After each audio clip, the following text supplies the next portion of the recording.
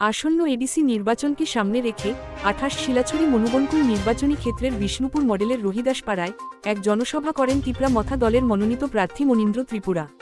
এদিনের সভায় এলাকার জনজাতি নরনারী ও যুবকদের ব্যাপক উপস্থিতি চোখে পড়ে, যা নির্বাচনী পরিবেশে বিশেষ তাৎপর্যপূর্ণ বলে মনে করছেন রাজনৈতিক মহল। সভায় বক্তব্য রাখতে গিয়ে মনীন্দ্র ত্রিপুরা অভিযোগ করেন, গত ৫ বছর এডিসিতে তিপ্রা মথা সরকার থাকা সত্ত্বেও সংশ্লিষ্ট কেন্দ্রটি বিজেপির অধীনে থাকায় এলাকার কাঙ্ক্ষিত উন্নয়ন সম্ভব হয়নি।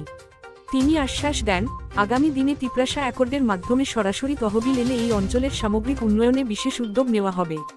এছাড়াও তিপ্রা মথার শীর্ষ নেতৃত্বের পক্ষ থেকে জানানো হয়, এই কেন্দ্রটি তাদের দখলে এলে মনীন্দ্র ত্রিপুরার হাতে ২ কোটি টাকা উন্নয়নমূলক কাজের জন্য প্রদান করা হবে।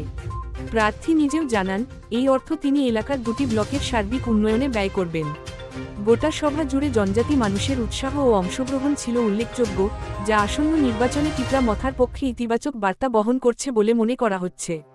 প্রথমে নমস্কার সাংবাদিক বন্ধুদের, আমাদের এখানে এসে কাভারেজ করার জন্য। আমার নাম মনীন্দ্র ত্রিপুরা। আমি ২৮ মনোবনকুল শিলাছড়ি কেন্দ্র থেকে তিপ্রা মথার প্রার্থী। এডিসি নির্বাচনের জয় সম্পর্কে আমি যতটুকু দূর র্যালি করেছিলাম এখন পর্যন্ত, তো ভালোই সাড়া পাচ্ছি।